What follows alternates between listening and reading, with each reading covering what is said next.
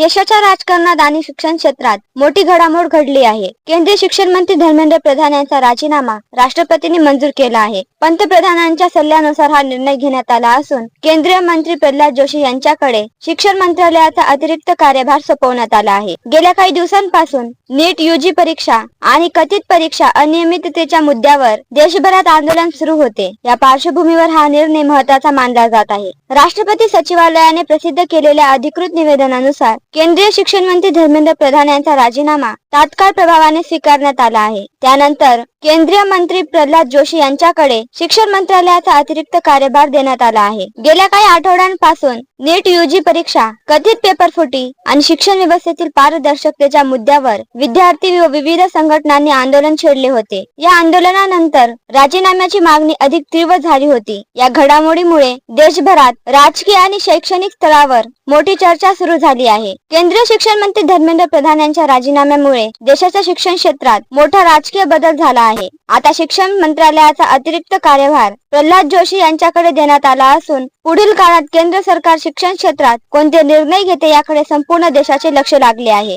Cameraman प्रकाश गजवारेसह दीक्षा परिवर्तन news channel Nanded.